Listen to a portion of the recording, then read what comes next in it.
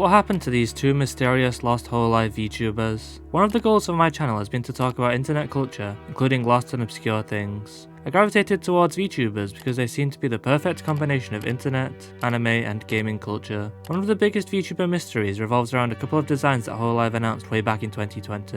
What were these designs made for? What happened to them? Were they retooled into different characters, or did they simply fall to the wayside? These are the questions that I hope to answer in today's video. So the full backstory. On the 20th of March 2020, Hololive tweeted out, "Breaking news. Hololive character auditions have begun. Applications will be accepted from Friday 20th of March to Monday March 30th. We look forward to receiving your applications," alongside a link to a now deleted page on their site. Using the Wayback Machine, we can find out that this page was their hololive.tv/character audition page.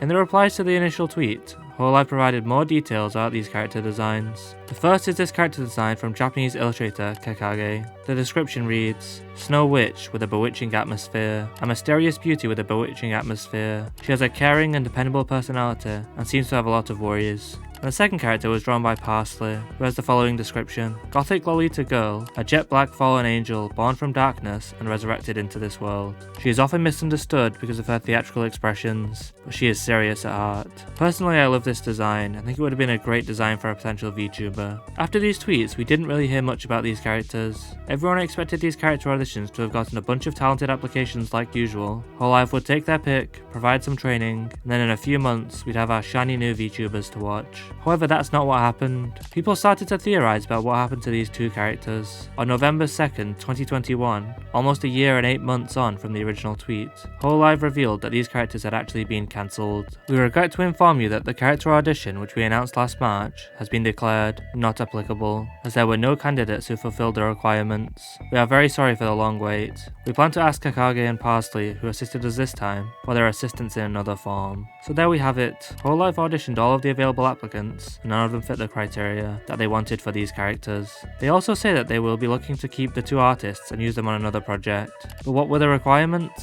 From the now deleted recruitment page, the guidelines are as follows: be able to stream for more than a year, be able to stream at least 3 times per week, have experience with streaming games, songs, illustrations, etc., aged 18 or over. I find it very hard to believe that they didn't find anyone who could fulfill those requirements, but it's more likely that they didn't find anyone who they felt could match the characters' outlines. This would probably be the reason that these designs were scrapped, but the talented designers were kept on. Kekage would go on to become the character designer and artist behind Takane Louis of Hololive JP Holox.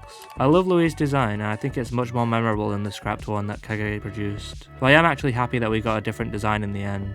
For Parsley, he would also go on to be the character designer for Sakamate Chloe, also of Holox. I also like Chloe's design, but I prefer the earlier one that we were shown. Parsley has proven with these two designs that they are a great designer, so I hope that they get to design another Hololive member in the future, now that Chloe is no longer going to be actively streaming. It's interesting that Hololive was so public about what characters they were recruiting for.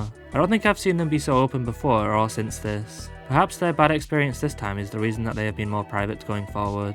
They probably want to confirm that they have a talent fit for the character before revealing it. In my short, How a Hololive VTuber is Designed, I go into more detail about the design and recruitment process, as explained by Hololive's Raden. They have character designs semi-completed, but then once a talent has been recruited for that specific character, they have the ability to suggest small changes in design, as well as new props or motifs. I also wonder if the company has a bunch of unused designs floating around that we've never seen. Let me know what you thought of these two designs. Thanks for watching.